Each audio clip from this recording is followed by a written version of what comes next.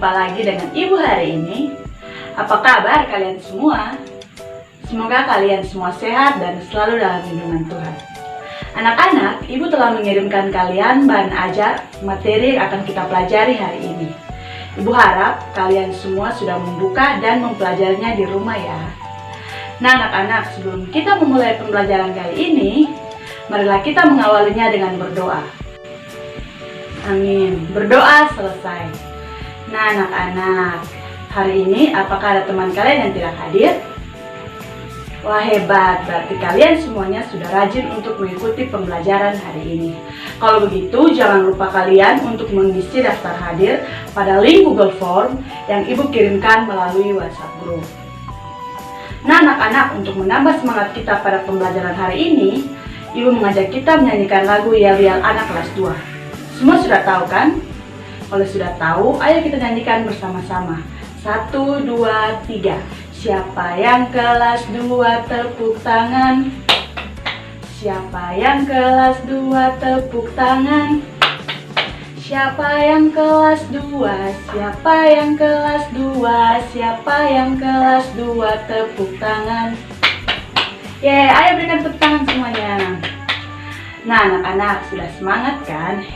Baiklah anak-anak, hari ini kita akan bersama-sama mempelajari materi dari tema 8, keselamatan di rumah dan di perjalanan, dengan subtema 1, aturan keselamatan di rumah, pembelajaran yang ke-6.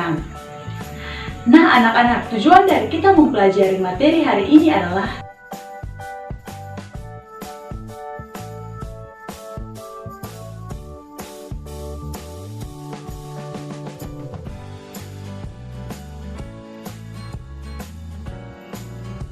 Nah anak-anak, itu dia tujuan dari kita mempelajari materi hari ini. Yuk kita ikuti pembelajarannya dengan penuh semangat. Udin berulang tahun hari ini. Ia mengundang teman-temannya datang ke rumahnya. Berikut isi percakapan Udin dan teman-temannya.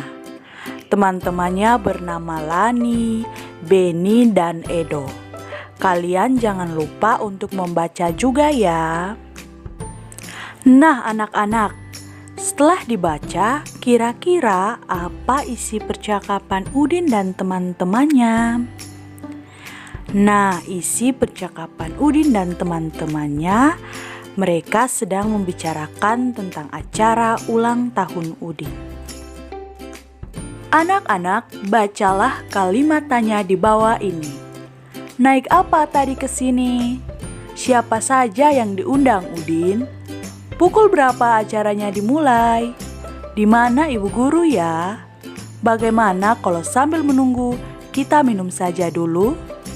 Nah, dalam kotak tersebut terdapat kata tanya apa, siapa, berapa, di mana, dan bagaimana. Nah, kata tanya apa biasanya digunakan untuk menanyakan kegiatan atau suatu benda.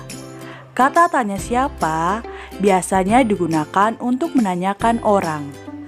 Kata tanya berapa biasanya digunakan untuk menanyakan waktu atau jumlah. Kata tanya di mana sering digunakan untuk menanyakan tempat.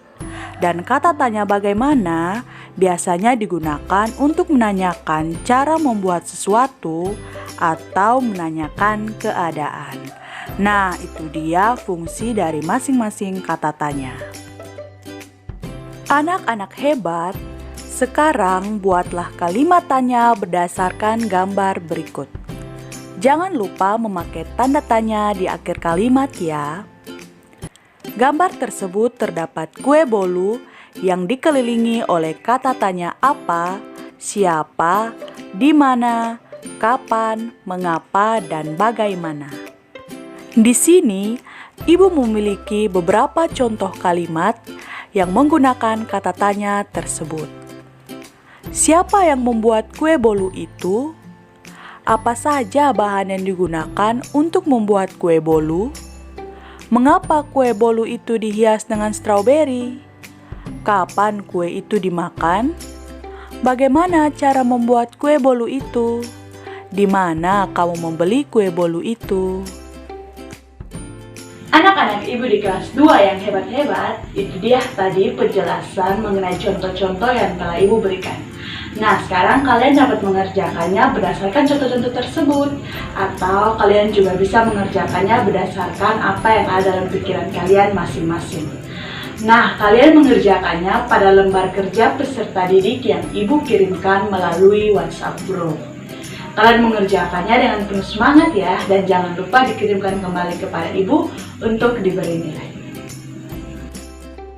Selanjutnya anak-anak, perhatikan teks berikut ini. Udin dan teman-teman berdoa bersama sebelum minum. Berdoa merupakan salah satu wujud menjalankan ibadah. Udin dan teman-teman menunjukkan sikap hidup rukun. Sikap hidup rukun merupakan wujud persatuan dalam keberagaman. Sekarang, coba tuliskan kegiatan beribadah pada tabel berikut. Tuliskan sesuai dengan ajaran agamamu masing-masing ya.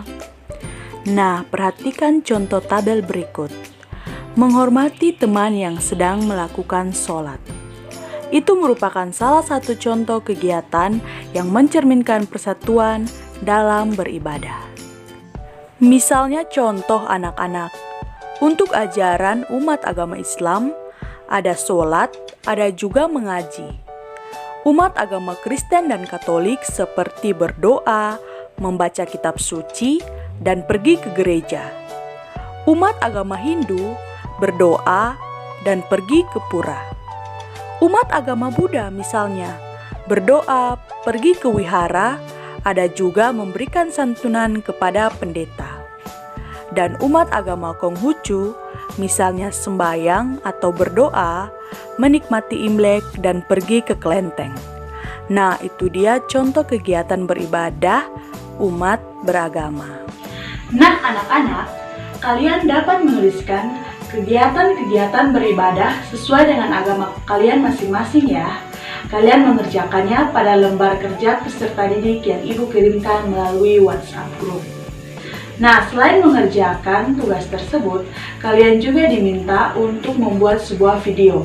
Video tersebut memperagakan kegiatan beribadah agama masing-masing yang telah kalian tulis tadi. Nah, dikerjakan lembar kerja peserta didik dan video tersebut lalu dikirimkan kepada ibu. Kerjakanlah dengan penuh semangat anak-anak. Selanjutnya anak-anak, di sini ada percakapan Dayu dan Siti ketika acara ulang tahun Udin sudah dimulai. Kalian jangan lupa membacanya juga ya. Apa yang dilakukan Udin dan teman-temannya? Ya, mereka sedang merayakan ulang tahun Udin. Mereka harus berhati-hati meniup lilin dan memotong kuenya agar tidak terluka. Pukul berapa kegiatan itu berlangsung? Ya, pukul 2 siang. Perhatikan gambar jam di samping dengan seksama anak-anak. Bilangan berapa sajakah yang kalian lihat? Kalian tentu dapat melihat bilangan 1 sampai 12, bukan? Dalam sehari semalam ada berapa jam? Dalam sehari semalam ada 24 jam. Jadi dalam sehari semalam jam berputar sebanyak 2 kali. Setelah pukul 12.00 siang, penulisan tidak kembali ke pukul 01.00. Sepenulisan setelah 12.00 siang diteruskan ke pukul 13.00 hingga pukul 24.00. Jadi, pukul 01.00 itu untuk jam 1 malam atau jam 1 dini hari. Sedangkan jam 12 siang itu kita tulis pukul 13.00. Pukul 24.00 sama dengan pukul 12.00 malam. Anak-anak, sekarang perhatikan beberapa contoh berikut. Jam pada gambar di samping menunjukkan waktu pukul 14. kalau kita menuliskan waktu yang ditunjukkan jam di samping ini dengan angka, maka kita menulisnya pukul 14.00. Karena setelah jam 12, jam 1 siang itu pukul 13, jam 2 siang itu pukul 14. Jadi kita tulis pukul 14.00. Seperti itu anak-anak. Selanjutnya, jam pada gambar di samping menunjukkan waktu pukul 18. Nah anak-anak, bagaimana jika jam 6 sore? Yuk kita hitung mulai dari jam 12. Nah setelah jam 12 maka kita hitung ke angka 1 sampai dengan angka 6. Jadi 13, 14, 15, 16, 17, dan 18. Jadi waktu yang ditunjukkan jam di samping adalah pukul 18 atau pukul 6 sore. Begitu anak-anak. Nah, jika kita menuliskannya dengan angka maka ditulis pukul 18.00. Selanjutnya, jam pada gambar di samping menunjukkan pukul 21. Nah, kita hitung lagi dari angka 12 ke angka 9. Jadi dari angka 12 1 sampai dengan angka 9. Jadi 12.00, 13.00, 14.00, 15.00, 16.00, 17.00, 18.00 sampai pada 21.00. Jika ditulis dengan angka maka tulis pukul 21.00. Anak-anak, sudah paham kan? Baiklah, jika kalian semua sudah paham. Di sini, Ibu memiliki beberapa soal yang harus kalian kerjakan. Nah, soal-soal tersebut berkaitan dengan materi menunjukkan tanda waktu yang telah Ibu jelaskan tadi. Kalian dapat mengerjakannya pada lembar kerja peserta didik yang Ibu kirimkan melalui WhatsApp Group.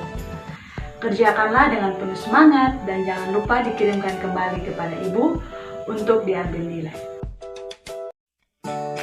Anak-anak Ibu di kelas 2 yang hebat-hebat dan luar biasa, tidak terasa pembelajaran kita hari ini telah selesai. Ibu mengingatkan kalian untuk membuka dan mengerjakan soal evaluasi yang linknya Ibu kirimkan melalui WhatsApp Group. Kalian mengerjakan dengan menuliskan nama dan nomor absen, serta menjawab soal-soal yang Ibu berikan dengan tepat dan benar. Pertemuan kita hari ini cukup sampai di sini. Kalian jangan lupa untuk selalu semangat dalam belajar ya. Dan yang paling terpenting tetap menjaga kesehatan dengan menjalankan protokol kesehatan 3M, yaitu mencuci tangan, menggunakan masker, dan menjaga jarak agar kalian semua terhindar dari penyebaran virus corona. Nah anak-anak, untuk mengakhiri pertemuan kita hari ini, marilah kita mengakhirinya dengan berdoa. Berdoa selesai. Baiklah anak-anak, terima kasih karena telah mengikuti pembelajaran hari ini dengan penuh semangat. Selamat pagi, salam sehat, dan sampai jumpa.